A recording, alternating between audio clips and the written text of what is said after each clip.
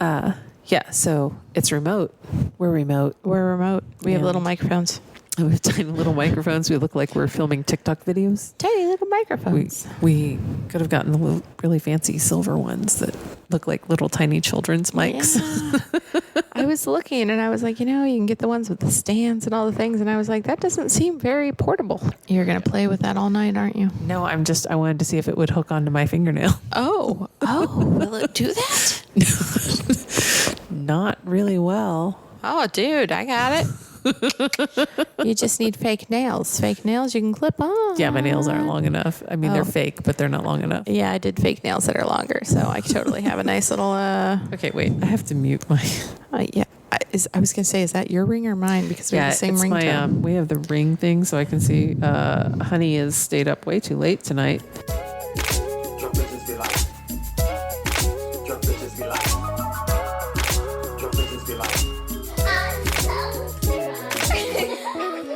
Welcome to Drunk Bitches Be Like. I'm Brandy. I'm Mindy. And this is all about two women, a few beers, some tipsy stories, and some drunk ideas.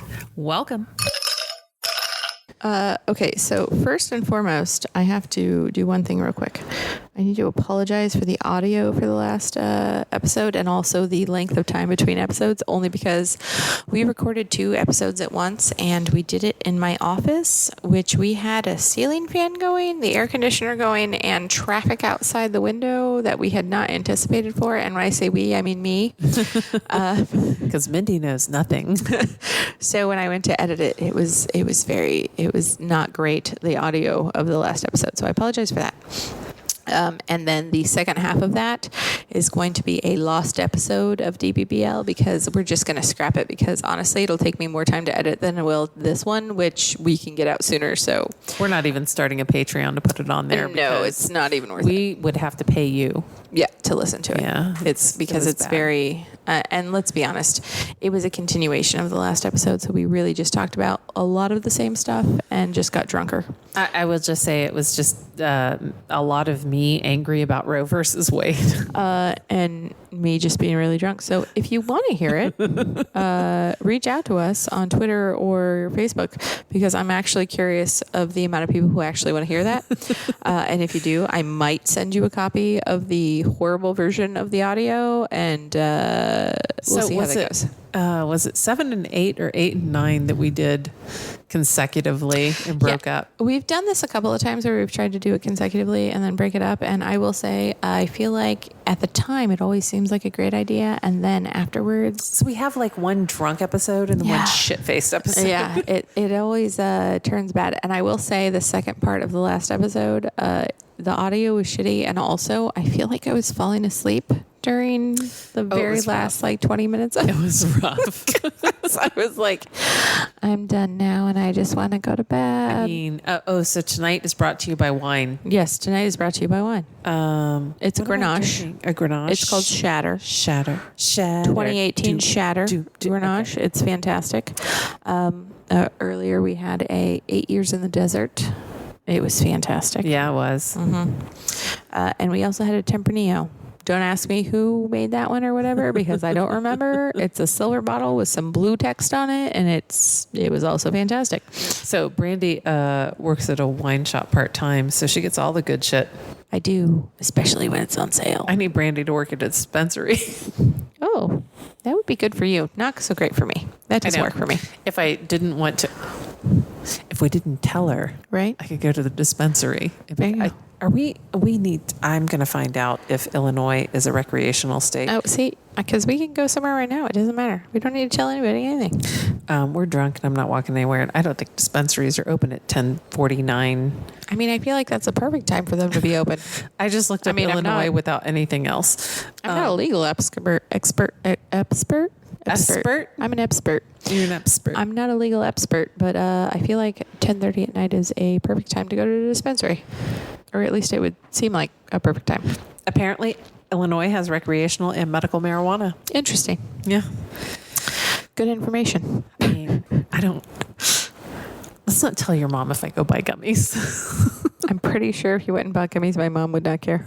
I mean, you've spent the day with her, and I feel like you should know by now she really doesn't give a shit. Damn. So the impression that you gave, I'm not gonna. All right. So everybody needs to know right now. We're in Chicago right now. Oh God, yeah. That's burying the lead. We are burying the lead there. We are in Chicago right now, sitting at a kitchen table in an Airbnb. My mom is asleep in one room, and our friend Kat, who has been on the podcast before, is asleep in another room.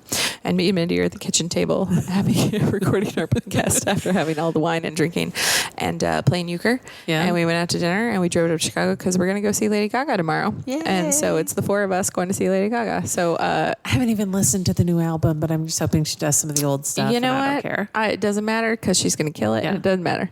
But I feel like Mindy and Kat learned some things today about my mom because there's limited time for me on this podcast to really, and I feel like the things that I have expressed on here is that she doesn't like me cursing, and she was a strict mom, which does not encompass everything that my mother is, and they've learned some shit. Yeah, I had a completely different idea of who she was, and then now I'm like, I understand why she was strict because she needed somebody to raise her. Yeah. She was a bit of a wild child. Oh. A bit. Just a little bit. Makes me feel good about my past. Mm-hmm. Yeah. So I love my mother. I learned a lot about your dad too. Oh yeah. Well, you get that from my mom. I mean, you were like, my dad is like, I don't want to be a player no more. I'm not a player. I just crush a lot. Yeah, pretty much. And here's the thing: your dad's banging girls in Korea, getting syphilis and gonorrhea. Oh no, that was the Philippines. Oh, Philippines getting syphilis and gonorrhea. Probably, yes. That was well before I was born, people. So, like, I don't have that shit, but still, it's a thing that might have happened. We don't know for sure. Oh my God. Because, she's the ex-wife. So you never know what stories are actually true and which aren't. But I'll be honest, I kind of believe a lot of things my mom says. I am really surprised that my dad's ex-wife didn't show up at his funeral. Yeah, really? Yeah, she's crazy. She's crazy. So my mom wanted to name me Patricia. Mm-hmm. But she did not, because that was my dad's first wife's name. Okay. My mom was the second wife. He didn't have a lot of them. So, all right. So he only had two wives. Yes. Your mom was the second. The first wife, did he have any kids with the first wife? All right. So it was just kind of like a there and then split and then off you go. Yeah. Because if we would have known about it. She was crazy. So like my dad does not like to fight. And she is like a throw ashtrays and glasses kind of fighter. Oh, no. And so it didn't work out all that well. He married her right after he got back from his last tour of Vietnam. So it was very much one of those things. You marry the pussy that's in front of you. Well, yeah. Especially after you've been to war. Yeah. I mean, that's a strong motivator. She wanted to name me Patricia. That was nixed. And then Kelly. And for some reason that didn't make the cut. Maybe because my... do you have people in your family that you call aunts that aren't like aunts and uncles that aren't? I don't, but I am the person that is called that. Okay. So my Aunt Terry already had a Kelly, so maybe that's why. I don't know. Okay, that makes sense. She had to have already had Kelly because Kelly's older than me. All right. So yeah, I'm really glad they didn't because I was born in '72 and Cheers was a big thing by the time I got to high school, and I really wouldn't have wanted people being like Kelly, Kelly, Kelly, Kelly, Kelly, Kelly, God. Woody Harrelson singing. You guys go Google Cheers, Kelly, Woody Harrelson. I tell you what, here's the thing. This is the problem with being named that has a song that has your name in it. People are like, okay, so my name's Brandy. There is a song. You're a fine girl. I'm a fine girl. But the problem is that people always say, oh, as soon as they learn my name, they're like, oh, you're a fine girl. And I'm like, yeah, I am. But the problem is that if you listen to the lyrics in that song, Brandy is a fucking patsy. Yeah. She is a bartender that's slinging beers on a port. She's in love with a sailor dude that like brings her some cheap ass jewelry and then is like, sorry, can't stay. I gotta go because I'm a sailor and I love the sea more. Yeah. And I'm like, so that is a terrible song because he constantly is just leaving and she's just waiting there on the port waiting for him to come back and he's constantly leaving for the sea. And I'm like, okay, so this chick is sitting at a bar slinging drinks and is like, that's the saddest life ever. Yeah. So whenever they're like, Brandy, you're a fine girl, I'm like, yeah, I am, but I'm not that girl. Because fuck that life. Like, no. Well, and like there are no songs about Mindy. I'm not a Melinda. I'm a Mindy. My mom didn't want people shortening my name, so she just named me Mindy, which I'm pretty sure she got that name from the little girl that used to live next door to her, which was specially abled. Yeah. So I was like, thanks, Mom. Oh, no. I was named after the girl that used to help my mom mow grass in the trailer park in like South Carolina. Nice. Yeah. All right. Yeah. Trailer Park Brandy. Yeah, Trailer Park Brandy. Do you know what we both have in common is that our names are mentioned in the movie Ted when he was like... Name and stripper names, because anything that ends with an E. And well, I think it was a stripper name or a white trash name. Yep. Yeah. And any name Candy, that has Brandy, Lynn Mindy, in it. Lynn. Yeah. Brandy, Candy. Yeah. What's your middle name? Oh, Ann. that's... No. I'm yeah. Ann. Brandy Ann. Okay. Yeah. I'm Lynn. Let me tell you what. There is nothing so like Brandy Ann. a D, like what's that word? Brandy Annie. Yeah. Well, like when your mom gets mad at you and she calls you both names and people are like, oh, you're in trouble. All right. So when you have a name that's Brandy Ann, it's not so much I got in trouble. Like when you hit a certain age, you're like, you look around instantly and go, did anybody hear that? Because I sound like an 8-year-old for my entire life. Because Brandy Ann is like, it sounds like I'm in a pageant all the time. So I used to tell my mom that I wish she would have named me Melinda and just let people call me Mindy, because at 80, I'm going to sound ridiculous. Mindy. Like Mindy is not an 80-year-old's name. I mean, I don't know. Well, my sister did that with her kid because she named him Charlie. And they were like, well, we don't want to have a nickname. So we just named him Charlie because that's what we want to call him. And I was like, all right, great. But now, well, here's the thing. His name is Charlie William because my uncle's name is William, who passed away very shortly before Charlie was born. And the thing is now is that his dad mentioned one day his name's Chucky Billy. So now he'll run around saying Chucky Billy. And also, for some reason, after he was born, we kept calling him Charlie Bear. So now he has multiple nicknames. And so last week my mom texted us, and Charlie's in that age where he's about to turn 5. So he's 4. So he's... Charlie is go listen to episode 8. Yeah. He's a... Charlie's the grandma calls it... Yeah. So he's in the, he has meltdowns, and then 15 minutes later he will come and apologize, but he'll only apologize because he wants something. And he knows when he apologizes, he might get something that he wants. But so now he's in that thing. Last week my mom texted me and she goes, so Charlie just like did something really bad or whatever else. And that was, he comes in and he goes, oh, that was Charlie something. I'm Charlie Bear and I'm not. So whoever's being bad, that's Charlie whatever. Scammer. And I'm Charlie Bear. Charlie Bear's a good guy. Don't show him Drop Dead Fred. Oh my God, right? I'm like, he is like Drop Dead Fred. Cobwebs. And if you don't know, go watch it. Yeah, he's 4 and he's trying to con people already. And I'm like, all right, you're not good at it, but I mean, it's kind of adorable, but also like, we need to nip this shit in the bud, man. So I know that one of my nieces listens, maybe both of them, but one of them does. And I don't want to name either of them. So when number 1 was little, so she started talking very young.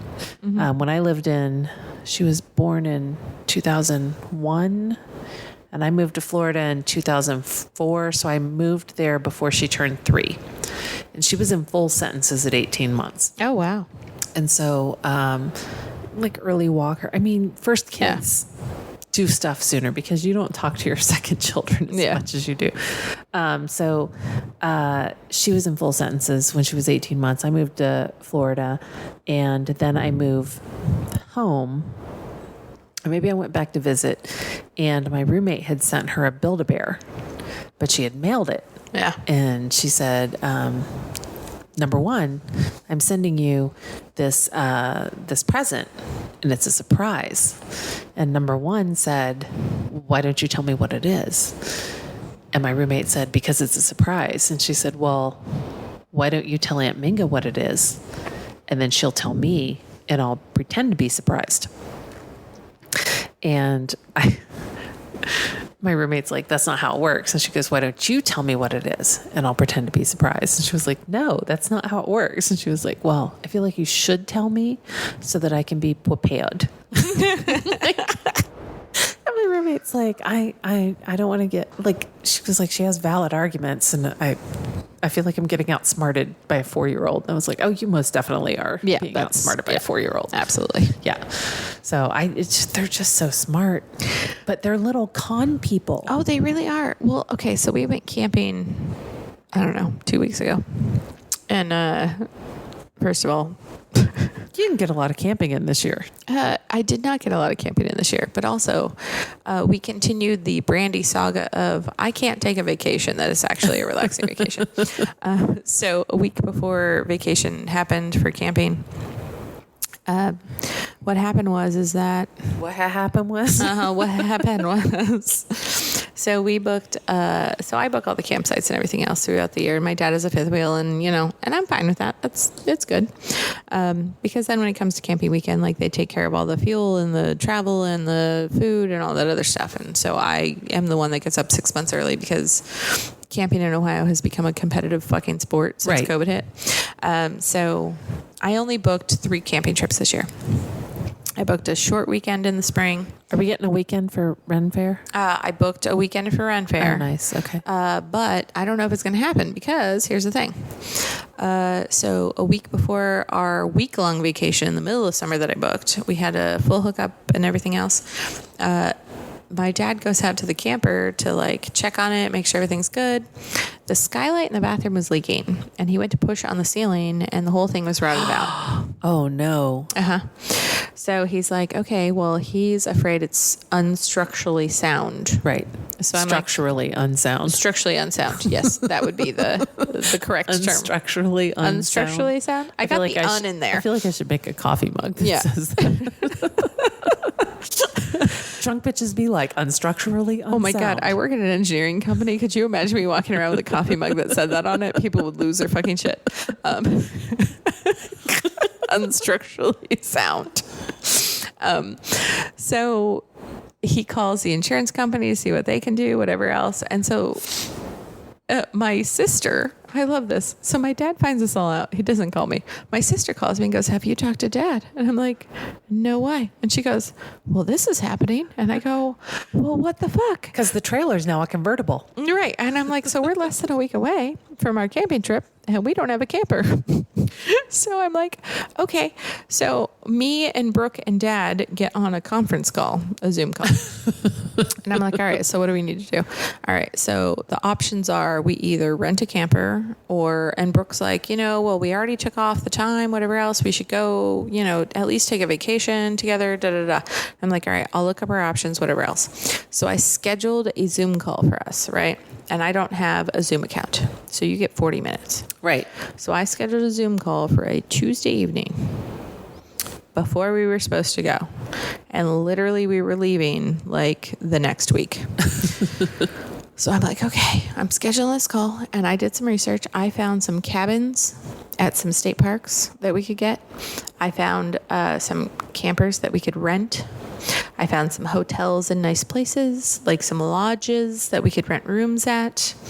So we get on this Zoom call and I open up all these options and I'm like, all right, I've got this, I've got that. I spent an hour and a half researching all these things. I open up and immediately, as soon as I go, here's the 4 options that I found, this. My dad's like, well, we need to rent a camper. And I'm like, just so you know, of these options, they're all in the same price range. And like they include a cabin in Mohican State Park that has a bedroom for each one of us, a hot tub on the back patio, and like a fire pit in the backyard in the wilderness. Like, no. Man, I wish that shit existed near Ren Fair. Right. And I'm like, Fest, but you want to rent a camp? Yeah, I want to rent a camper. Okay. Because we already bought the campsite. And I'm like, okay, but I could get refunded for the campsite. But okay, that's fine.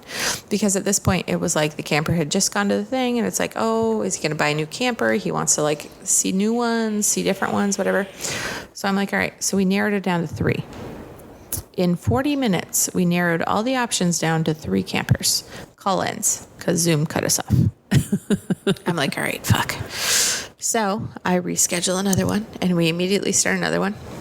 In that 40 minutes, between the 3 options, I spent the entire time going through photos of each one, options of each one, pickup, delivery, the things, all the stuff in 40 minutes, and no one could make a fucking decision.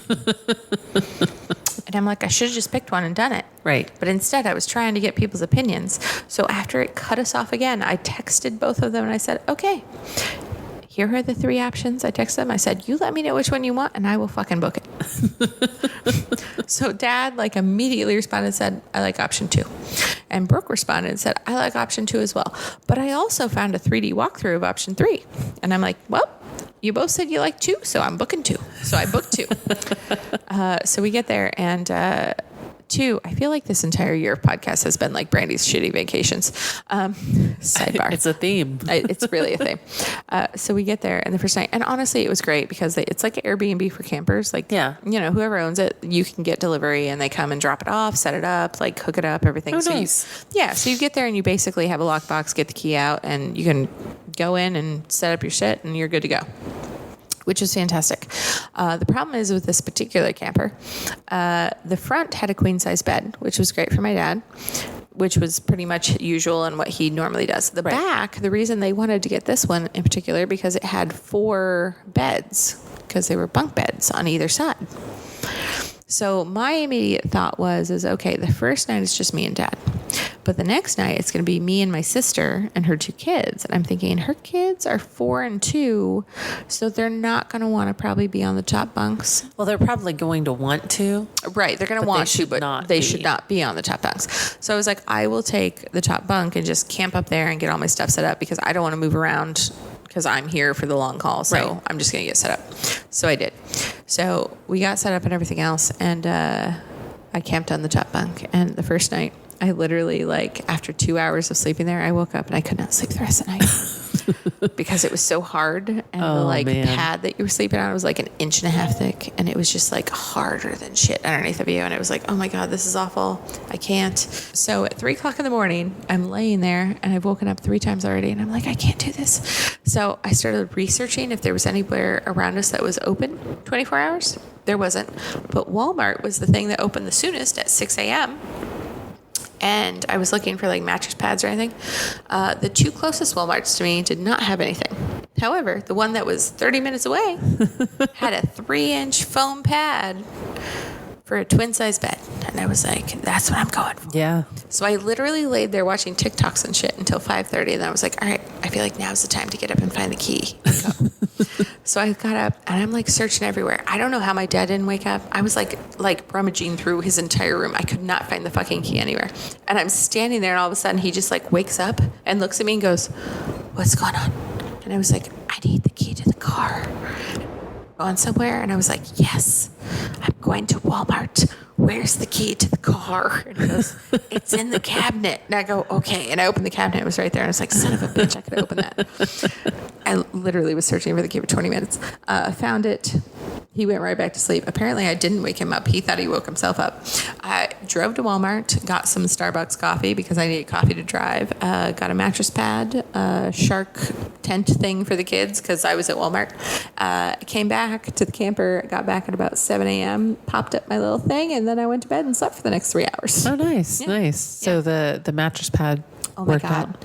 It was the best decision I ever made. Like, seriously, the best decision I ever made. Now you have one. You can vacuum pack it or whatever. Well, not only that, but like, I feel like 6 months ago, I bought myself a twin size blow up mattress. Yeah. That's like, oh, it's perfect on those because then you don't get cold because air mattresses, you freeze to death. Well, and the air mattress I bought is like, it's like one of those super thick ones too. That's like 8 inches thick. And it's got its own pump that blows it up. We have until we got the Murphy bed, we have not a Murphy bed like where you pull it down, but it's a cabinet that you open up and it unfolds. Oh, I've seen it has those. a nice 4-inch that looks memory awesome. foam. Yeah. But before that, when his sister and brother-in-law would come into town, we had one of those like queen size air mattresses that has a headboard that blows up and all that other stuff. And we bought a 2-inch foam mattress pad. and we put on top of that. And his brother-in-law was like, "This is the best mattress I've ever slept on." And I was like, "See, honey, Not the I told you that mattress. old people need to sleep on very firm things." Yeah. Well, that's the thing. So I was like, you know what? Now I have a twin size blow air mattress / foam padding topper. You could always throw that on top of the Combo. futon too. Oh yeah. Oh yeah. So I'm like, I've got this combo I pack feel like now. you cheated your friend out of. Yeah, A little bit. yeah, a little bit. So now I have like this combo pack that I'm like, all right, I can take this anywhere and be fairly comfortable to sleep. I'm pretty good. That's awesome. Yeah. So that worked out. You the have rest to of the get weekend. those. Get that Ziploc vacuum bag though. Oh and yeah, put to make in it and shrink. Just yeah. Yeah. Right now I have just a box that's like a 2 foot by 2 foot box. I was gonna everything bring goes in. my part of my pillow set that we've talked about because I have a vacuum pack, but I don't see a vacuum here, so I'm really glad I did not. No, I do not see a vacuum anywhere. Yeah, I Yeah. feel like the cleaning lady brings it. Did I ever tell you I took that back? What? So the pillow set that you bought? Oh yeah, Yeah, I tried it out. I liked it for like 2 days. But then when I wasn't sick, I was like, it's way too tall. And there was no way to make it flatter. Like you couldn't make yourself lay flatter at all. Did you have it on the short side? I did. I tried the And short did you side. like slide it down? Did you flip the big pillow around? I did. I'm so sorry. It's all right. You're because, short. No, No, you're not short. You're only an inch shorter than I am. I know, but for some reason, like, so I need my neck up, but like the rest of my body down. Like I need most of me down and then just my shoulders up. Oh. And the problem is it was propping like from my waist up. Oh yeah. Yeah. So I couldn't sleep with So it. I did the thing with the thing under my knees. Yeah. And I put the little pillow as my lumbar support, and I put mine as a what do you call it? You know, because commas and apostrophes are shaped the same way. Yeah. But anyway, I put the big side up. Yeah. And then that didn't work out too well, so I put the big side down. Yeah. And I put the little pillow above that one. Yeah. And then this is so complicated. Then I took my pillow and I put it up. So I had the one pillow that sits behind the comma. Yeah.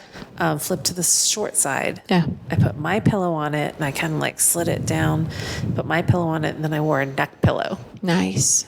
And so I was like sitting up and I literally like was just, my head was back just a tiny bit.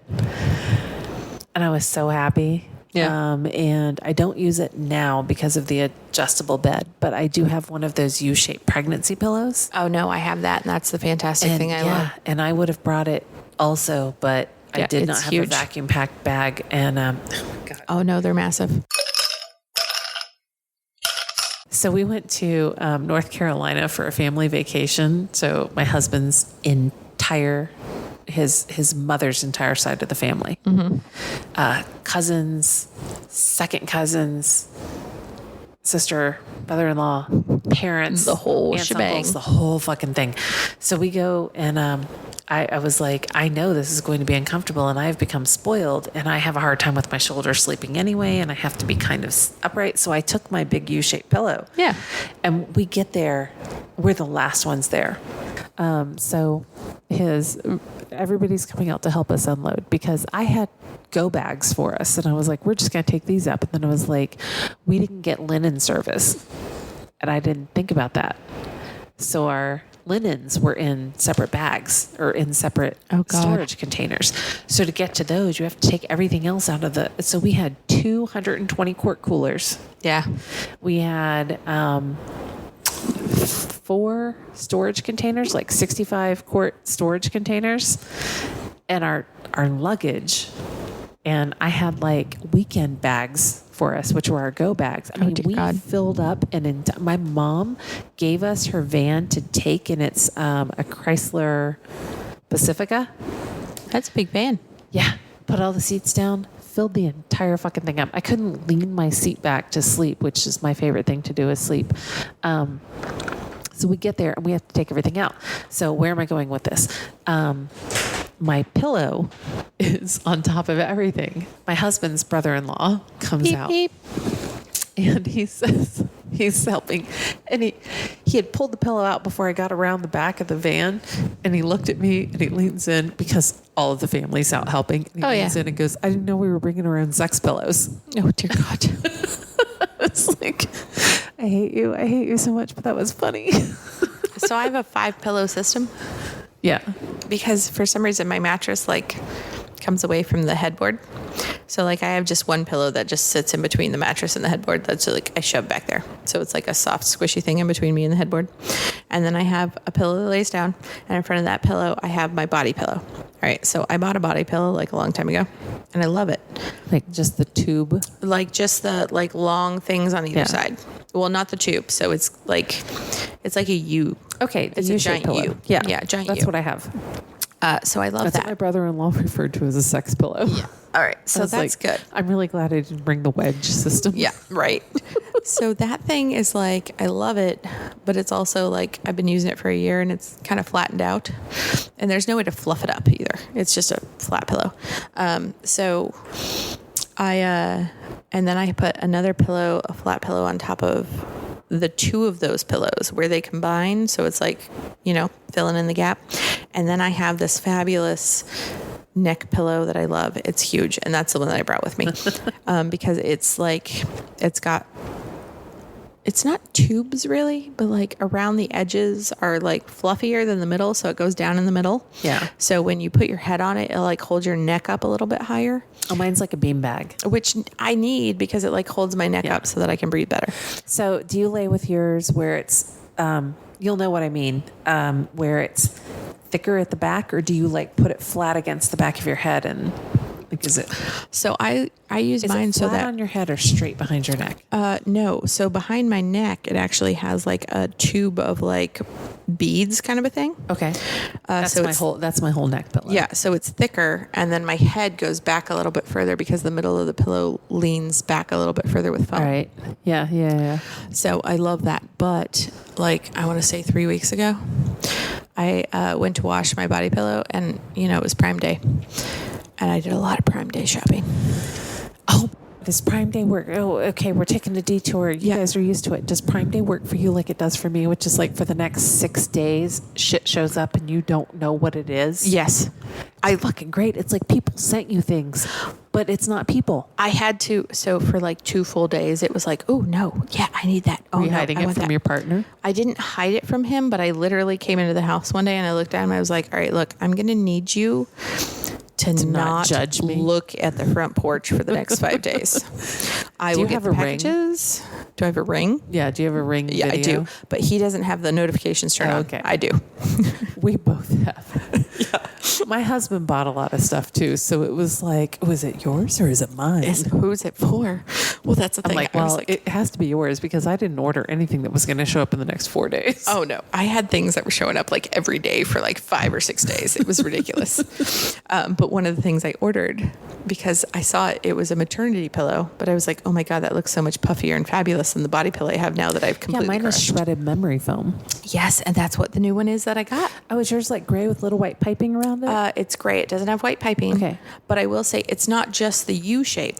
Mine is square at the top. and Okay. then- So mine has a short leg on one This side. is the most boring conversation. Goes up and around, and then the other side goes like longer than the other side, and then it curves around the bottom. Oh, I know what you're talking about. Yeah. It's like got a J side. Yeah, so it's definitely a maternity pillow, but I got it and Because I you're supposed to lay love on it. your side apparently when Right. you're pregnant. I don't lay on my side. What I do is I lay on my back and I use it so that sometimes when I want to prop my knees up, I can. But if I don't want to, I can kick that side over, and then I have a U-shaped pillow that I can like have my legs straight. So And it's fantastic. What I use mine for, so we have the adjustable bed now. So what I use mine for now is I have it behind me, so it supports my shoulders, and I sit on it like an easy chair. Oh, nice. So like my hands go on the legs of it. Yeah.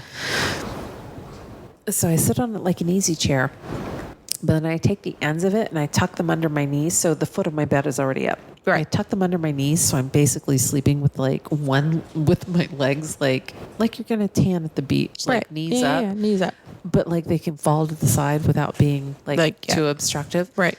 And I don't care because we have a split king, so he has his own side Oh yeah. that he has to share with the dog because the dog will not get on my side because she's afraid of the pillow. Right. So I cannot tell you how many. I have to pee like 5 times a night because of my medication. Yeah. I cannot tell you how many times I wake up and I'm like, all right, that's your own fault for teaching the dog that she could be in the bed because she's either spooning him or spooning him and shoving him out of the bed, like all four paws out on his back and ass. Or the other night, I woke up and she was between his feet at the end of the bed. Oh my God. And the next time I woke up, she was between his thighs. And so he looked like he was riding a horse, like knees out, feet together. Nice. Dying because I'm like, that's your fault. Okay, that's fine. Yep. Yeah, Dog loves you more. I love that thing so much because I feel like I have my own little we've talked about this before. I like to cocoon in bed. Right. And I have my own little section now. And even Dexter, when he comes over and sleeps with me, he normally sleeps on one side of me. And the other pillow, it's low enough that I feel like he has a hole to dig in. But this one, it's like he has this own little plush pillow to lay on top of when he lays there. Does he lay behind your head or No, beside he you? lays in the nook of my arm. Okay. And if I am laying with my arm next to me, he will walk over and he will meow at me until I move my arm over enough that he has a place to lay down. Aww. Which is cute and also horrible all at the same time. So with the new pillow, I'm like, oh, it's like a whole thing that I cuddle and I just hold on to. And I'm like, all right, if I have my arm outside the pillow, then he has his whole little puffy pillow to lay on and it's perfect and it's lovely and everybody's happy.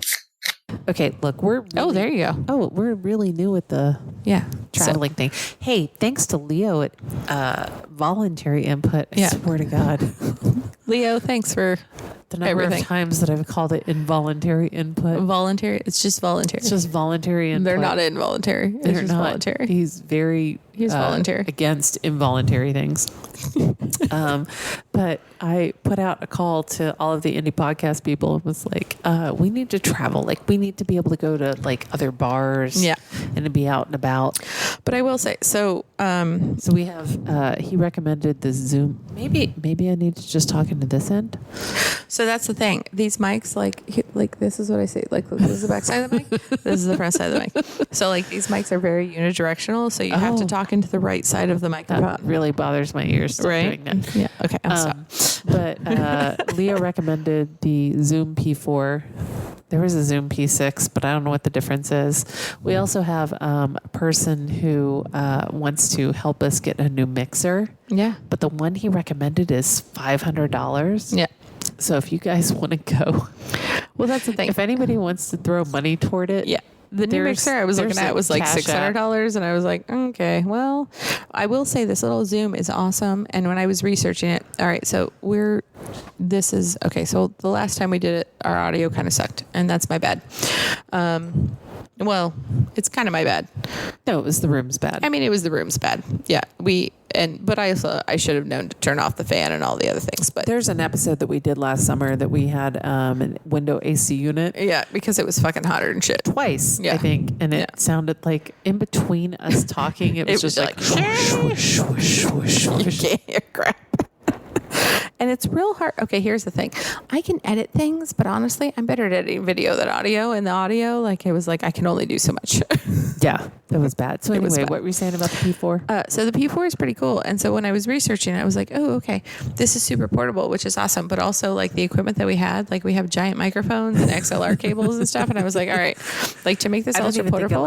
I left the cases there. Yeah, you did. But that would have been 20 pounds of equipment. Yeah, I have all the cases and everything. And I was like, I'm going to take a giant bag if I pack all that. So I did a little research online and I found these lav mics that have XLR cables that are cardioid, which is why Mindy hated it when I was turning my finger back and forth because they are very unidirectional, which is good. Yeah. Because when you were testing samples, you couldn't hear the music that I was playing. Right, which is good. Because we didn't pay for that music. No, we did not. So these are good, but you have to use them in a very specific way, but they're also super portable. So we have a little unit now and the headsets are probably the bulkiest thing that we have to travel, which is fine. But they fold up. Yeah, they fold up. You bought 4 of them, but nobody wanted to join us. Yeah, so we've got 4 little lav mics now. Your mother did not want to tell her youth stories. No. In recorded form. No. Where it will live forever. All right, here's the thing. I think she was also a little salty that I beat her because she's used to winning at euchre. There's that. Yeah, her mom and I lost 2-1. And here's the thing. I was ready to go 3 for 5. I mean, I think we could have. I think she and I were hitting our groove. Yeah. She's a competitive euchre player. So we've talked about euchre before. Yeah. And so you have to gauge your opponent to know if they're going to get pissed at you for just going for it. Well, and that's the thing. So it's all about knowing the room. And the problem is that for you guys, I know all 3 of you. You guys don't know each other nearly as well. So like, I know how Kat plays, and like I was her partner. I know how Mom plays, and I know how you play. And usually when we're playing with the family, you don't know how I play because you've never played with me. No, I've heard you talk. That sounds bad. So here's the thing, though. Like, usually when we're with the family, I play with Mom. Like, she's my partner because I'm like, I can't deal with the other. Like, I could try, but like, I don't want to because I know how they play and it's chaotic and I can't. I didn't get a chance to talk before because the way that I was raised when you were playing euchre is that if your partner throws off low, off suit, you throw high. If you win that, you throw high. Right. That suit. Mm-hmm. I don't think we had that discussion. No. I feel like that. I thought that was like just a known thing. Well, and the other thing that is like, that I feel like is, and this is something Kat doesn't know, which is why when I play with her, I know that like that's not a thing. So I know what I'm dealing, like who I'm playing with. She table talked at one point in time because she looked at you and I was like, could you be more obvious that you were like, Brandy, if you've got stuff, go for it.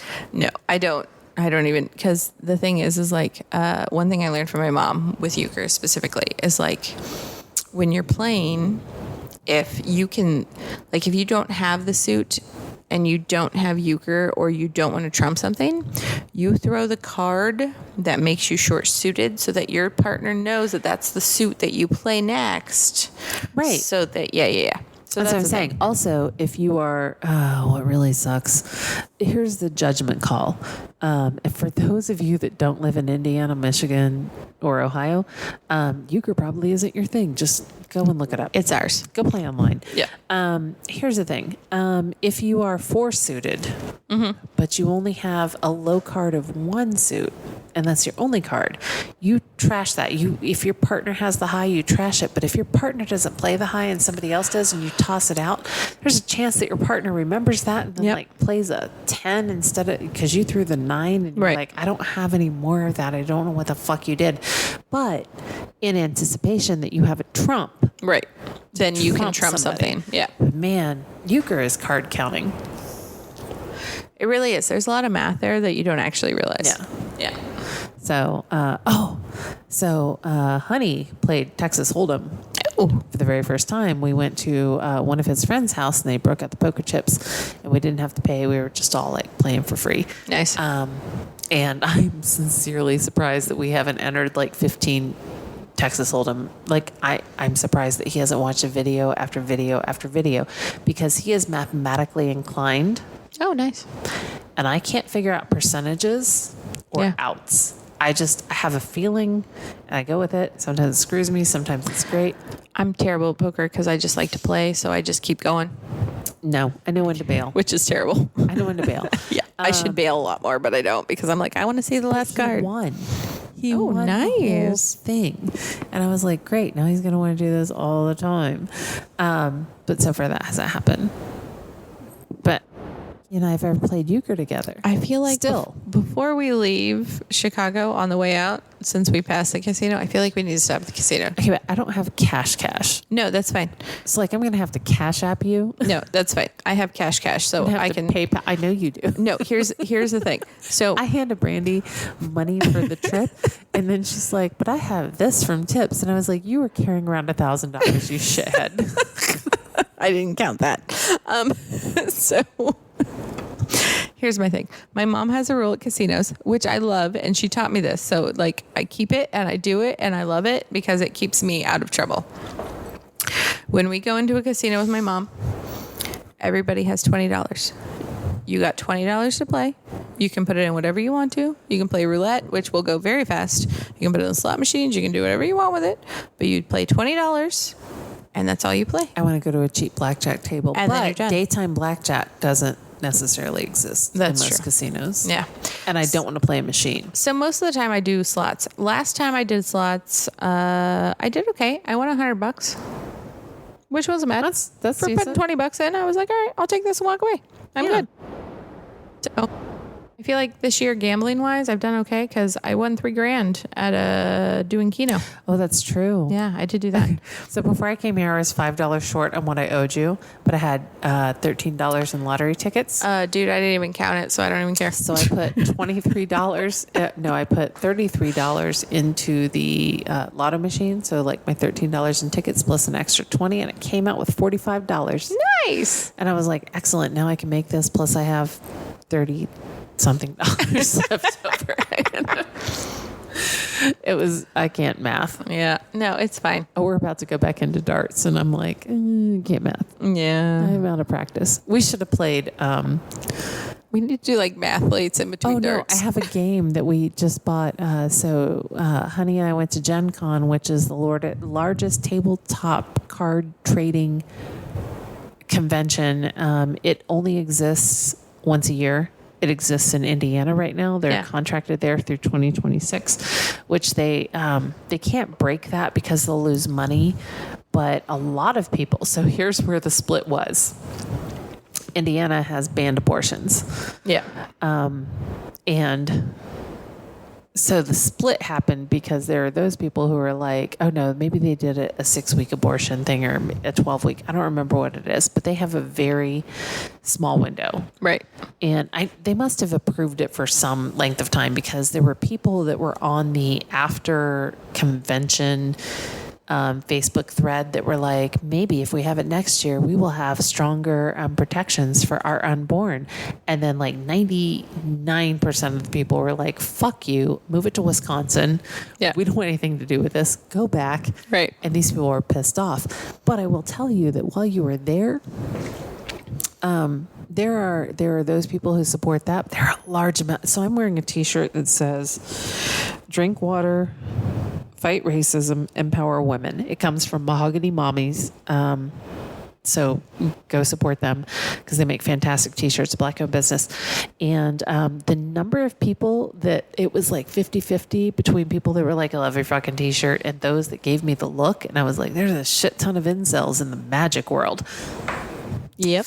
So, but Gen Con's a goddamn good game. You and your partner have, you do the D&D thing. You used to do it. He does it. That's mostly what it is, but you get to demo games. We demoed a game that when we showed up, I was not part of it. Honey signed in. I was sitting in a chair. The other 2 people didn't show up. Some random chick showed up. I sat down. 4 of us played the game. 1 person who had signed up. 2 people were missing. Honey had signed up. And we sit down and play this game. Nobody told us how long the game was. I have a rule that if the instructions are longer than like front and back 4 pages. Yeah. Actually, front and back 2 pages, 4 pages total. Yeah. I'm not in. I mean, it sounds tedious. So we played this game called Vindication. And you have your player, and you're trying to make them better than what they were. So you guys are thrown overboard from a ship because you're horrible people. Oh dear God! And you have to make your person better. So we have a game master that's helping us. He's the expert at the game. He's actually one of the engineers of the game. Yeah. It's by Orange Nebula. So Honey had to message them and be like, we went in on this, but your Kickstarter doesn't work anymore. So they sent him a link, and he was like, oh, should we get all the extensions? And I was like, yeah, because you can play 2-player. Yeah. It's better with like 4 or 6. Right. But I really feel like you and your partner will get into this. Yeah. Because it has like a 48-page rule book. Oh dear God. However, you just need one person to learn it, and I have the husband that can do that. Well, yeah.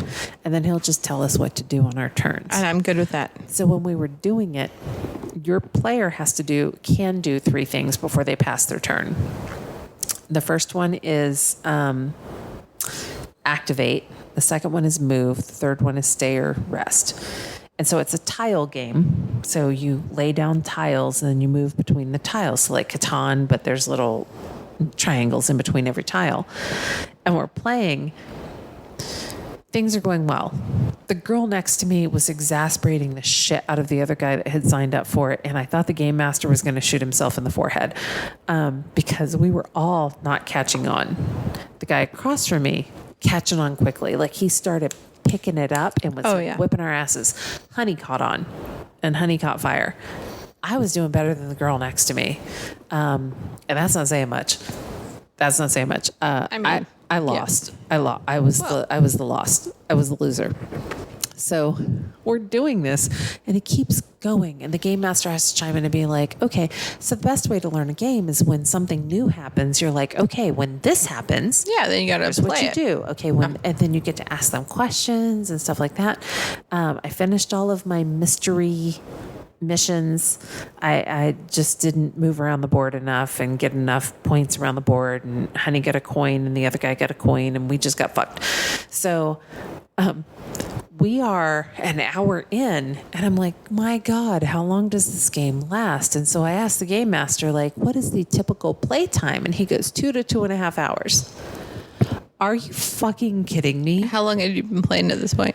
Just an hour. No, just an hour. So I was like, are we close to the end? And he was like, no. And so at 90 minutes, the girl next to me had a panel to go to, and we all looked at each other and said, should we call it? We should call it. Let's just end it. I mean, I feel like you're good. Yep.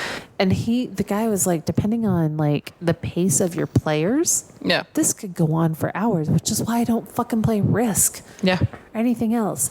But what they do have at Gen Con is a shit ton of your partner laughed at me because I was like, they had so many things. They have these books that are stories for D&D. I think they're campaigns. I was like, campaigns, stories? Are they story campaigns? Campaigns. They're campaigns. Probably and campaigns. So like your dungeon master doesn't have to come up with anything. They can just follow this campaign book. Yeah. Oh, hundreds of them. Honey wanted to buy a book, a game called Gloomhaven. Also not about it, but I would play it if he told me he wanted to play it. But we ended up with like Blockus, Ono 99, but the people who do Uno, but it's a counting game. So Blockus is an old game. Ono 99 is an old game. We got a thing called The Haunting House, which is freaking fantastic. It got cutthroat. If there were more than 2 players, it might turn into a fight. Our friends Jody and Mark. It will definitely turn into a fist fight. And then we got another one that I can't think of. So have you ever done D&D? No, because I find it tedious, and I think that it would be tedious. Okay, so the prep time and stuff I feel like is a little tedious, but I never want to be a dungeon master. Like, you volunteer for that. You don't ever have to do that, right? No, you don't have to be a dungeon master. But I will say, if you all I know about D&D comes from Stranger Things. Okay, so scratch all of that, because if you get a good dungeon master that's okay with you being a newbie and like not following all the rules exactly, like I feel like it's a really good time and fun, because like here, and the reason I think that you would have fun with it is because I know like you've done cosplay and stuff like that. I do not want to paint little figurines. No. You don't have to paint anything. But what I'm saying is that I feel like it's kind of the same thing as... It's LARPing. It's kind of LARPing, but in your brain. Okay. Not like physically doing it. Right. You know? Okay. So like you don't have to do any of the physical stuff. By the way, when you're at Gen Con, it takes up the entire... just throw this out there. It takes up the entire convention center. Yeah. Every hotel that's connected to the Indianapolis Convention Center has all of their boardrooms, all of their meeting rooms are set up for gaming. Fantastic. And then the Lucas Oil Stadium is the LARPing arena. Oh my God, that's fantastic. We did not make it to the LARPing arena, but you can go online and YouTube it and show it. And fantastic. Fucking Gen Con keeps shit going on online forever. But anyway, back to Dungeons and Dragons. I just feel like you would enjoy it just because, all right, so here's the thing. I used to piss people off because when I played D&D, I really enjoyed the fact that like when you play a character, like first of all, in my normal life, I am known as a goody two shoes. Goody two shoes? Uh-huh. Okay. Which It sounded like you said a Cody Shoes. yeah, Cody Shoes. So anybody who's like Goody Two Shoes, it's like you get that like label and you're like, all right, whatever, that's Right. fine. I like to follow rules, and it's not that I like to follow rules. It's that I am a type A introvert kind of a human being. Okay. In my normal life. So like I like to have black and white rules and things that I know that I can follow. So here's where I think we differ. I am an introvert, but I feel when I am in a group setting that I must take over and facilitate. No, and that's fine. Like to make people happy and like make them included and let's join. No. And if we do nothing else, just laugh at me. No, and that is why I feel like you would be great at D&D. Because here's the thing. The campaign that I loved the most that I participated in, my character was a rogue, which was she was a thief, and she was a like traitor, and she was chaotic neutral. So you get to choose like your alignment, which means you can choose whether you're good, whether you're bad, whether you're neutral, whether you're have to declare it out loud. No. So you have your little character sheet, and you get to like develop your little character like in your little sheet, and then you get to go, oh wait, I'm this person, and you don't tell anybody else who you are, but like you go along in the game, and you're like you go to make decisions and stuff, and you'll do something, and they'll be like, well, why the fuck did you do that? And it's like, because it was in my best interest. And that's who my character is. And it's like, we went to this thing. And I'm like, oh, well, I'm going to steal some gold from this guy. And they're like, well, why would you do that? I'm like, because I'm a thief and that's what I do. And so I went and did some immoral shit. And they're like, oh my God, why are you doing that? That's not to the good of the group. And I'm like, well, I'm not here for the good of the group. I am a chaotic neutral person and I am here for the good of me. And that's who my character is. So it doesn't matter who the fuck you are. Like, I don't care about the good of the group because that's who my character is. And so you get to be like WOW this way. Yeah, a little bit. Yeah. So, but I haven't played that in so long, but I loved it. And I like kind of want to get back into it, but also like they've had some issues over the past year. So I'm kind of like, I don't want to give Blizzard my money. Well, yeah, what was that one game? Second Life? I never played that. Okay. That for me seems like a rabbit hole. Like like you look at it from the outside and you're like, seriously, you pay somebody $1,000 to level your ass up 40 levels. And then I would be in it. And I'm like, that's worth it. Yeah. It's totally worth it. You're there. Do you want me to pay 150 something Bitcoin credits for you to build me a mansion? Mm-hmm. Yep. Seems reasonable. We'll see. And this is why WoW I kind of want to get back into, because I already have a character that's like at the top level. And I'm like, I already did all that shit. Like, how did you feel? Did you ever watch Big Bang Theory? I did. Did you, because they were playing WOW, WoW, whatever. They were playing WoW when Penny really got into it. Yeah, and she became hardcore. Yeah. Like when they're like, there's a Cheeto in your hair. And she was like, thanks. Cool. And also when Sheldon lost his ostrich. Yeah. All right, so here's the thing. I never became that bad. Like I still showered and things. Yeah. But like there was a point in time where like I was pretty poor. Your free time was just. Well, yeah, because I worked at the TV station. I worked overnights and stuff. And so I had a very irregular schedule. I didn't really have a social life because of my irregular schedule. And the amount of money that you made at the TV station was very small. So I remember a time where I had an apartment. And most of my paycheck went to my apartment. And then in my refrigerator, you could probably find like some Bud Light and maybe some like leftover mac and cheese, maybe some crescent rolls and hot dogs. And that was my fancy dinner, was if I made pigs in a blanket and some mac and cheese. So I'd have those left over. Pigs in a blanket exist in every part of the world. So here's the thing. Pigs in a blanket to me was never hot dogs and crescent rolls. It was Vienna sausages, or no, not the Vienna sausages, the Shorty Smokies. Nope. Really? Wasn't even that. Cabbage rolls that you get like New Year's Eve, like the pork and stuff in the cabbage rolls. Yeah. My family for the first 18, 19, 20 years of my life, those were pigs in a blanket. So no, I'd never heard that called that. So I dated a Polish boy. Yeah. We went to visit his grandma, who was like off the boat Polish. And so I told you about him. Like his mom had him at 14. Yeah. Her mom had her at 16. Yeah. her mother had her at a reasonable age. I don't want to judge, but still, 14's too young. Yeah. And so, which is why abortion should be legal. So, also she didn't take that opportunity. Anyway, we go to visit his grandma in Cleveland, and she barely speaks English, but she made cabbage rolls and pierogies for us. I don't fucking eat cabbage rolls. I love pierogies. I love cabbage rolls too. I like but pierogies, but I like literally was gagging down a cabbage roll. All right, so here's my thing. Cabbage rolls to me. Because hers had like stewed tomatoes and then... Oh, no. Ugh, no. Ew. So here's my thing. I grew up... So my grandma was born in Hungary. And they came over. Okay, wait. We have gone through this before because Brandy does not understand why her grandparents lived someplace else but are Hungarian, and we have discussed that just because you live in Germany or America, you're not. Yeah. Doesn't mean that you aren't Hungarian. Right. Because when I did the DNA thing, Ancestry, and I'm not... broke my brain that episode. I was know. like, that's, oh, fuck. Yeah. I'm like French and English and whatever else. But so my grandma came over from Hungary, right? So she moved over here. So everything that I knew as a kid, I was like, oh, this is Hungarian. This is a Hungarian thing or whatever. Because they were all in Hungary. And my great grandpa, who I very vaguely remember, mostly just because he smoked a pipe.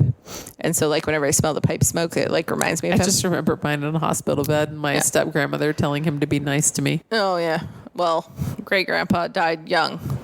Well, not young. He was old, but like great grandma, she lasted the ages. And let me tell you, she was not a pleasant human being to be around. You're like, that's because evil ages. Evil ages, different. man. Evil age is different.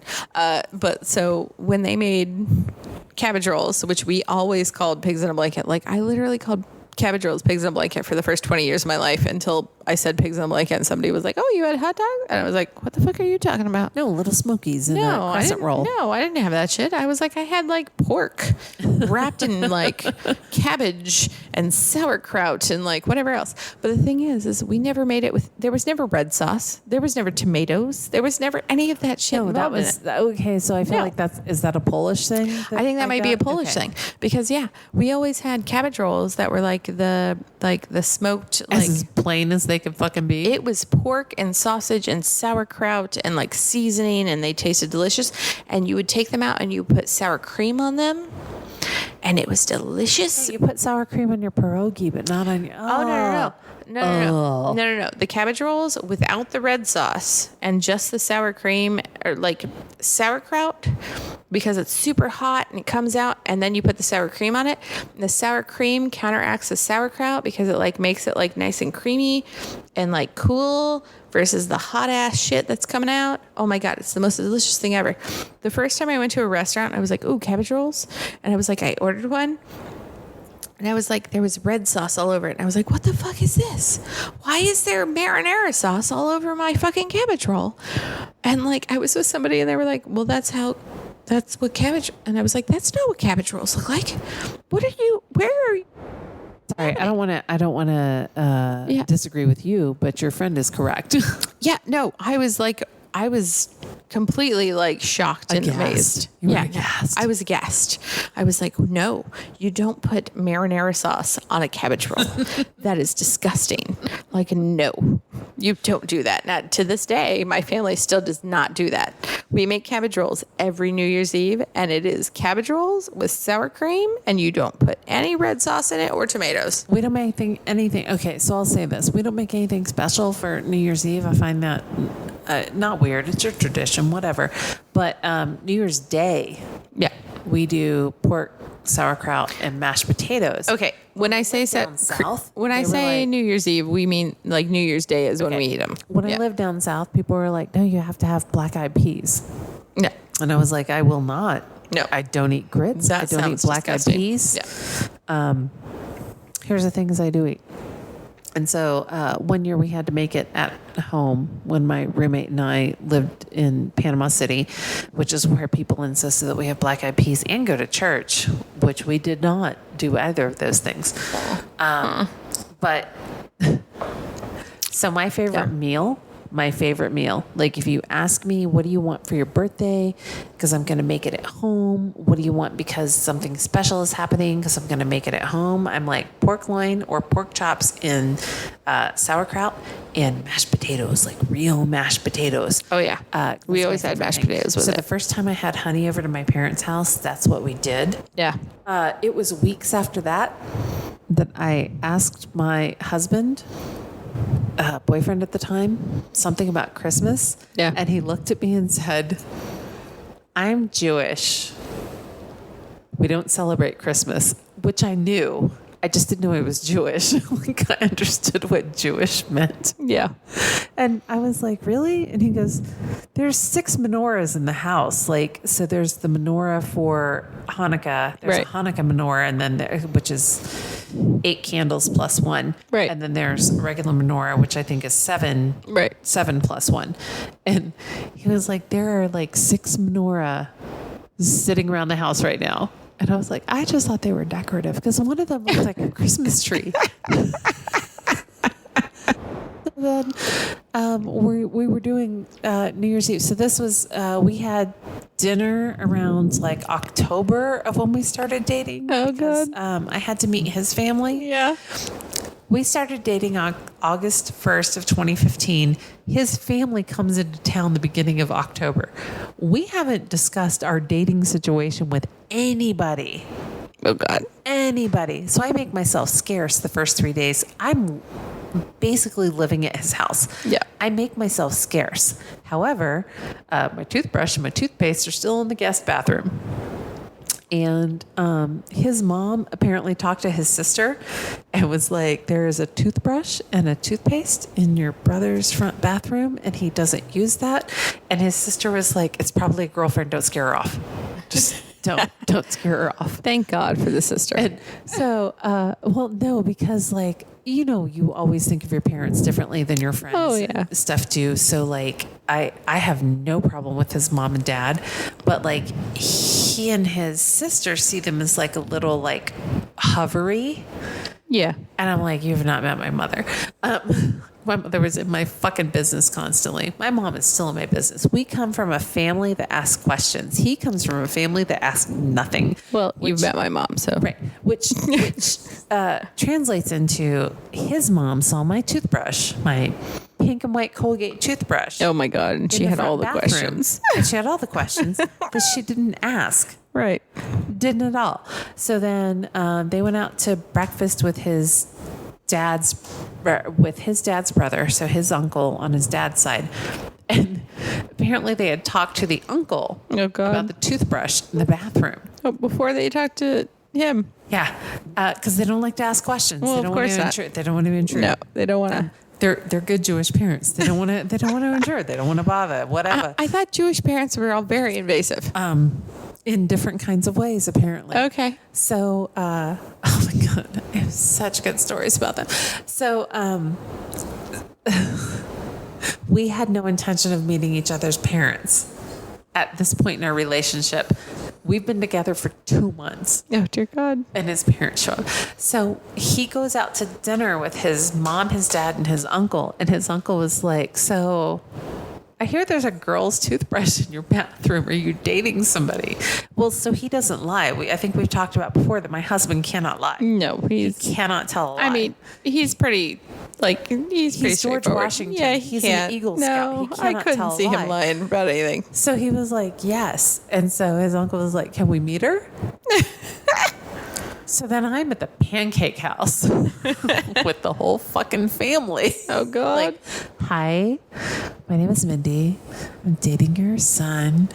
And luckily my in-laws fell in love with me, but like literally didn't ask a single goddamn question. Like didn't ask what kind of family I came from, didn't ask what kind of job I did, didn't ask like anything.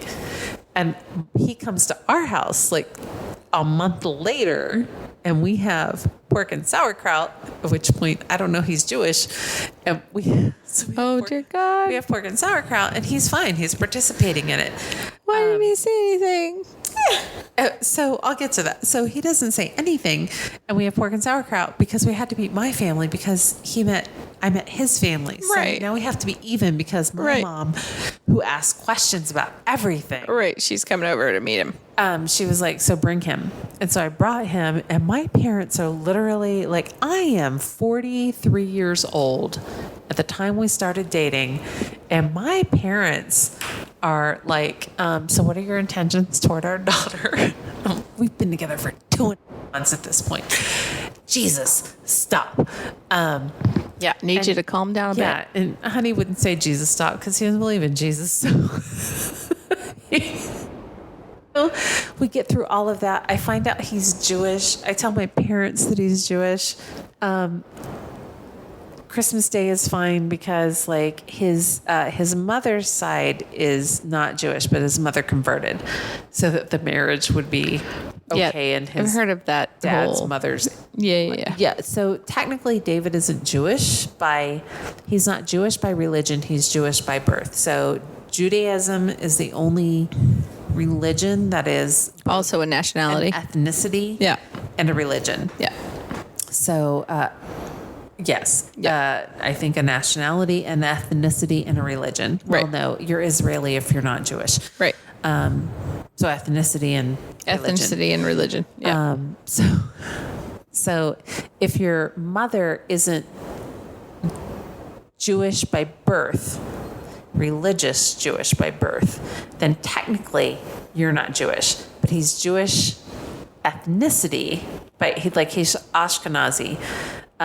So like there's this whole thing. I was like, this is fucked up. So I tell my mom because Christmas is happening, and she was like, what should we get your husband? And I was like, fucking, I don't know, because he doesn't celebrate Christmas. Why not? He's Jewish. Really? Yes. I'm so sorry. This whole thing is gonna end up in 2 episodes. So I'm like, really? Yes, that's how it is. So New Year's Day rolls around, or we're working up to New Year's Day, and my mom says, what can I make your husband for dinner? And I was like, why are you asking me this? And she was like, because he's Jewish. And I was like, we have pork, potatoes, and sauerkraut for New Year's Day. And she was like, yeah. I was like, this is the first meal you made us when we were together. I was like, he eats bacon like it's going out of style. I was like, honey he's not observant. Right. He's just... In the least. We still do the weirdest thing for holidays. Like he follows holidays, I think, because it's a reflex. Well, yeah. I mean, we all do. Like when we got married, we couldn't have our wedding during Passover because you can't have cake. And also his parents have plans for Passover. So you don't want to And do his that. mom has offered to teach me how to make a Seder dinner. And I was like, that sounds difficult. I don't want to. Yeah. No. Oh my God. It's good. As long as, I mean, if he's cool with it. Like, all right. So I understand following the traditions, I have to but also not I have to doing throw it. more thing in there. Yeah, go away. The person I used to see as my sister, so 2 of my nieces, one of my nephews come from her. They're involved in the relationship, and number 1 said he doesn't look Jewish. And I said, what do you mean he doesn't look Jewish? And she said, all the Jewish people I know are black. And I said, What? do you mean Muslim? What? She just looked at me and I was like, and she goes, so she she went to school with a particular comedian's nephews. And she was like, but they're Jewish. And I was like, they're Muslim. And I was like, it's similar, but not. Like there's fighting. Yeah. And I'm just looking at her and I was like, what? And she was like, all Jewish people are black. And I was like, no. And not all Muslim people are black either. All right. Okay. So first of all, just as an outside observer, my ideal of the first thing that comes to mind when I think of a Jewish person, Right. black is like the farthest string from that. No. Like I'm thinking white male who's very pale. Oh no, You're, Honey like, isn't skinny even, and, so. you know. So if he were more Israeli, so Ashkenazi, there's Ashkenazi and Sephardic, and they're Ashkenazi. So Ashkenazi is like from the motherland kind of thing. They should be swarthy. Okay. I mean, that makes sense though, because they're in the area where you would be. In the year that we were dating, his mother said, you have to we got an invitation to a reception in Cleveland, which is where his dad's family lives. She was like, you have to go to this wedding reception, because they got married in Florida, but they went up to Cleveland to have this reception for the family. And both of us were like, absolutely not. And I was like, we can go to, okay, so let's talk about this. We can stay in Euclid and go to, I'm not even drunk. I am. Oh, sorry. That is fine. So we can say, I probably am, but anyway, we can go to Euclid, go to Cedar Point. Yeah. And go to the reception, or vice versa, whatever. So we went to the Rock and Roll Hall of Fame, went to the reception, whatever. So we get to the reception. My husband and his sister have pale skin and jet black hair. Oh, yeah. Jet black. And prominent noses, not like big noses or whatever. I don't want to. I don't want to sound. Here's the thing. I grew up with a big nose, so it's like it's not that it's big. It's just it's a distinct Pronounced. feature. They have very distinct feature of your face. What do you call it? Equiline or aquiline? Like they're very narrow. Like they're narrow, but they're bumpy, and they're like beautiful features. Yeah. So we go to the reception, and it's his dad's cousin's child. So Honey's third cousin, whatever. And he's a blonde boy. He's a blonde child. And people are like, we're meeting people. We meet his aunt. His cousin. And she is like the matriarch of the family. She's the oldest one there. So she's like telling us all about the things and introducing us to her son and her grandchildren. And I was like, why do all of your Cleveland relatives have New York Jewish accents? And he was like, this is what it sounds like up here. And so I'm looking around the room. And aside from the accent, every single person in the room looks like my husband. Jet black hair or silver, because they're old. Yeah. They have the same eyes, the same cheeks, the same. Honey has very pronounced cheeks. The same eyes, the same nose, the same cheeks. Everything. Oh, yeah. You can't see. Once you see what's happening in the room, I'm like, I can't see your mother in your face at all. Just Jesus Christ. So when I got to meet his sister and his brother-in-law, I made the comment that she and Honey look very much alike. And her husband was like, fiance at the time was like, no shit. It's disturbing. I was like, yeah, I should put him in a wig one day or whatever. But my mom asking like, will he eat pork? I was like, yeah, we fucking bought a mac and cheese dish with a bacon weave in it. Yeah, it's fine. Yeah. Honey's fine. All right, I grew up Catholic, but just because I grew up Catholic doesn't mean I observe all the things. You eat meat on Fridays during Lent? Here's the thing. I know I'm not supposed to, but here's the thing. With Lent, the thing that is the most exciting about Lent, I love McDonald's. Yeah. Fish fillets. Uh-huh. And during Lent, they have like 2 for $5 fish fillets, and they're fresh because Wendy's are better. Yeah, if you order a fish fillet anytime outside of Lent, it's usually pretty like soggy. It's like either soggy or like really crunchy because it's going to sit there for a long time and it's not great, whatever else. But you go during Lent on a Friday and you order a fish fillet, that fucker's fresh. It's got good cheese. It's delicious. It's fantastic. And I'm like, oh yeah, that's good. Yeah. So like I eat a lot more fish on Fridays during Lent just because the restaurants are prepared for it. Oh my God. Has nothing to do with me being religious. It has everything to do with the restaurants are trying to accommodate the religious people. Exactly. Yeah. No, oh my God. Other than that, that's fine. No, see, when you grow up Baptist, there just isn't that shit. There's pancake, breakfast, and spaghetti. I don't. Oh yeah. There's nothing else from there. That's it.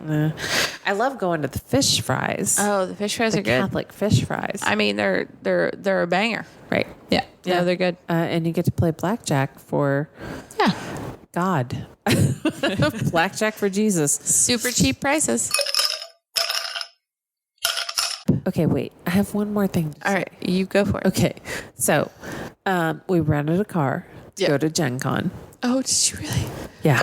Because my minivan isn't going to make it very far. So we just don't drive it long distances. It's a valid reason. So we're going to Indianapolis. So I rent a car and they're cheaper now than they used to be like a year ago. So I was like, I would like a mid-size SUV. And I show up and they are so far fucking behind on schedule. Oh, God. So I'm sitting there and the guy walks up to me. I've wanted a Jeep Wrangler for years. And then I was like, I want a Jeep Gladiator, which is just a Jeep Wrangler with a truck bed. Right. I want this so bad. So the man comes up to me and goes, you rented a mid-size SUV? And I was like, yeah. And he was like, so keynote with Enterprise, a Jeep Wrangler is a specialty vehicle. Oh, for fuck's sake. But he was like, do you want a Jeep Wrangler? Because that's all I got. Unless you want to wait for 30 or 40 minutes, that's all I got. It worked out great. It's like, I will take a Jeep Wrangler. I would like that. So we go out and do the walk around. I get in the vehicle and immediately I'm like, this is a very tiny cabin. Very tiny. Very tiny. So I pull out and I was like, I need to adjust the seat. And I cannot reach between the seat and the door to adjust the seat. So I pull into the local mall and I open the door and I adjust my seat. And I was like, this is fucking bullshit. This is bullshit. You have to literally stop to adjust the seat. Literally. And it's a manual seat, so it's not electric. And even if like it a was pump electric, I could not goddamn reach it. You're right. So I also couldn't reach the one under my seat because Jesus I'm fat. Christ. So and I had the steering wheel pushed all the way in and up. So I go and pick up Honey. Like, we're loading the shit up that day. And he's like, how do you like it? And I was like, fucking sucks, but we have no other choice but to take this. So then all of this shit is happening. We get there, we valet it, we never have to move it again. And then they're like, if you're here past 3 p.m. on Sunday, you have to pay for another $34. We're like, fuck it, we'll be done or we won't, doesn't matter. Returning it was a shit show because there were so many people waiting for things that this one, you were talking earlier, we were talking about white privilege. I'm standing in line. This guy was like talking to another guy that had a UPS shirt on, young black male. And the old man said, so are you a side loader, which means like a part-time loader? And the guy was like, I'm the regional director for whatever he does. He instructs people on like how to handle their over 70-pound packages. It's like specialty delivery. I'm the regional director for that. And the guy still didn't get it. Like, the old white guy was like, do you know so-and-so? And he was like, yeah, because I'm over her. Right. And so I was like, when it comes to white privilege, I was like, literally this dude assumed that he was like a part-timer. Right. Because, yeah. Yeah. And so, but funny enough, I was like, do you know my dad? I said his name and he was like, absolutely, I do. Actually, I said, do you know so-and-so? And he was like, yes, I do. And I was like, that's my dad. And he was like, oh, Jesus Christ. Sorry to hear about his passing. And I was like, no problem. He was like, I just saw your uncle and your aunt. My uncle used to work for UPS. He was like, I just saw your uncle and your aunt like last weekend. I'm like, yay. So shit goes, like, I was like, I need a refund on satellite radio because it didn't work and I need this, I need that. So I get home and Honey was like, how did it go? And I was like, it literally was hippity hoppity to the fuck shoppity because nothing went right. It took me an hour and a half to deliver a vehicle back to them, just sitting in line, waiting for somebody to go. Oh, yeah. Is anybody returning a vehicle? So when I said I'm returning a vehicle, I raised my hand. The next guy in line was the young black man from UPS. And the guy was like, I'll have your vehicle ready in 30 minutes. And I looked at the guy who was 6'4". And I said, I'm returning a Jeep Wrangler and they're going to give it to you. And he goes, I need legroom. And I was like, good fucking luck. Like, That's not going to happen whatsoever. No, there's none. Yeah. Good luck. We will never again. I'm not buying one. No. I'm not renting one. I'm over it. Yeah. Like, I was better off with my Dodge Durango when I rented that from them. Yeah. Never again. I've driven a Dodge Durango and had an unfortunate accident with it, but I've also had a Jeep. Not a Jeep Wrangler. It was just a Jeep. But that was fun on vacation for a 2-day, like, splash fest through, like, you know, an island when you were going back and forth to the bar. fantastic. But like as a long-time vehicle, no. No, No. never. No. I have a vehicle in mind, but I'm still going to go test drive it before I decide. I was banging my elbows on the door. And do you know how close you are to the windshield in a Jeep Wrangler? Yeah. So here's my requirement too, because like since I've been so I usually get trade-in vehicles because my family, my mom especially, like every once in a while she gets tired of vehicles, and so she's like, I need to get rid of this. Do you want this car? I'll take your car and trade it in instead, whatever. I've literally never paid for a car. Every car I've ever had, which I feel like a little bit of a spoiled brat because every car I've ever had has been a trade-in from somebody else in my family. That's like my sister's like, oh, I want to buy a new car. Do you want my old car? And I'm like, yeah, my car's going to shit. You can take my car, trade it in, and I'll take your car. That's fine. So I've never picked out my own car, but I will say I've gone and looked at new cars, and when I do, there's a very specific thing that I have in mind because some of the cars that I've had, I have a thing with my right arm, the middle whatever Console? it has to have a place for me to put my elbow. Yeah. A Jeep Wrangler is very far back. Yeah. Either they need like a shoulder thing that comes down, or the middle console has to be up far enough, or like, because if there's nowhere to put my arm, I can't do it, because I'm like, I constantly like lean to my right, and I'm like, I can't lean. I do the opposite thing, because when you're in like most vehicles, you can lean on the armrest on the left side. Yeah. In a Jeep Wrangler, whether it's on the door or whatever. Windowsill. Yeah. That's it. No, that's it. And that's the thing. And the windowsill is fine as long as it's at a good placement. But I remember we went to a car show once, and I was obsessed with like sports cars and stuff. And I think we got into like a Camaro, and I was like, one, I can barely see out the windshield or anything else. Yeah. My dad said that it's like driving a tank. Yeah. And two, it not, was like, not that it's that big, but that you only have a slit. You have a slit to see. And then the thing is my arms, like to put my arms anywhere, like, all right, the like side on your left, you had to like raise your arm up above where you're to like put it on the windowsill. And I was like, well, this is uncomfortable. And then on the inside, there was nowhere to put your other arm. So I'm like, I don't like that. You have to have your arms, your hands have to be on both arms have to be on the steering wheel the entire time. Otherwise, there's nowhere to rest any elbows anywhere that are comfortable. Otherwise, you're like reaching up for the sky. The only exception for this in a vehicle is to have a manual transmission, because then you can rest your hand on the shifter. Right. Which, if you're not shifting, then who the fuck cares? Right. So that kind of sucks. But I will never get a Jeep Wrangler. Yeah. Enterprise was great. They gave me money back and all that other shit, but fuck. I will never rent from them again. Say, as far as... I'll rent from them again. I will never rent a Jeep Wrangler. Rental companies go, though, like, you got to go with... here's the thing. I've done Enterprise. I've done Hertz, Budget, I've Dollar. Like, I've done all the rental companies. I know it's cheaper with some of them, but honestly, it's worth it to pay the extra money to go with like Enterprise or Hertz. Yeah. Because the other ones, you never know what you're going to get. Avis gave me, so two things. And I had it happen with Enterprise. Avis gave me a car that smelled so bad that I had to pull over and get I had to go to Target and get ozone. Oh, the air freshener stuff. Yeah, to spray everywhere because it smelled so bad. The only thing that ever happened with Enterprise is I picked up a vehicle one time and I got back to my house and I was like, honey, the vehicle's now closed, but I need you to go sit in the vehicle and tell me what you smell. And he got out and was like, is there actually weed in the car? And I was like, I'm wondering because it smells like weed.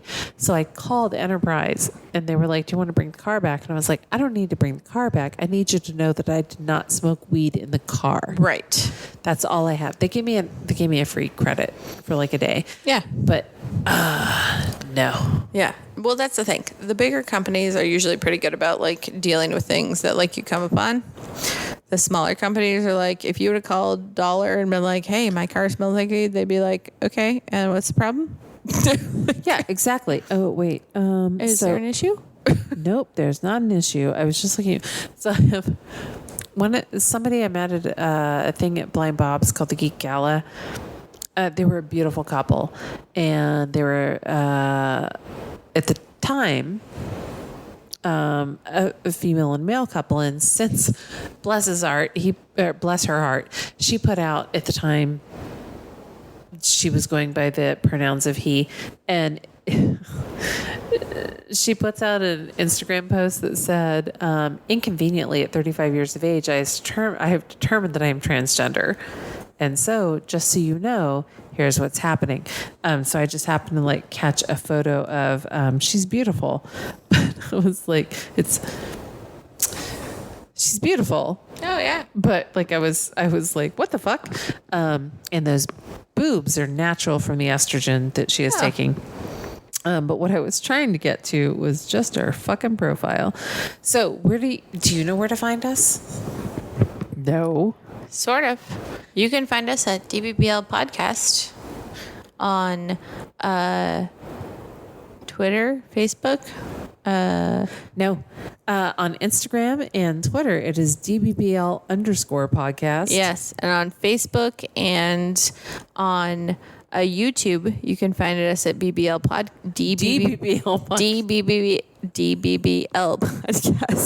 All right, we're at the end, people. You got to give me a little leeway here. DBBL Podcast. And then you can email us at dbblpodcast@gmail.com or find us online. We have a webpage at dbblpodcast.com. Exactly. Or some other function of it. Just look up DBBL Podcast because I fucked up and you can find us. Contacted Brandy one day and was like, do we own this URL? And she was like, we do not. And I'm like, well, I just put it on all of our So I bought it and we're good now though. So I hope you guys have a good night. We're having a good night. Yeah, we're having a good time. And we're going to go see a concert tomorrow. That's going to be fantastic. Absolutely. And the next time we get together, we will talk to you about it. So yes. Thanks for joining us tonight. Right. Awesome. Cheers.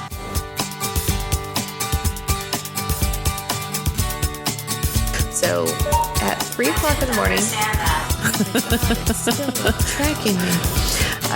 Sorry, my phone is just still like being, it's even on silent and it still does that. If from your mouth, like after you do it, you test it up here and then you do this. Oh, okay. No, see, you can't hold it up. I feel like I'm holding it too close to my face. Anyway, I can't gauge how far away it is from my face. There you go. This is very awkward. We have to hold it. I should just clip it to the wine bottle, move the wine bottle. I tell you what, since you told me about the clipping into your nail thing, I'm like, oh, this is awesome. I love this. Wait, I wonder what happens if we... Okay. Well, but then it's way far away from your mouth. Then I can just do this. Oh, actually, I don't have to hold it. Wait, I think you need the other side of the mic, though. So these are like cardioid mics. So like one side of them is... So you need the side that's like pointing this direction. Because if you see, look. What? Here, look. All right, so listen to me here versus listen to me here. Is this better? A little bit. We're going to have to... Okay, that's not really... Yeah, not great.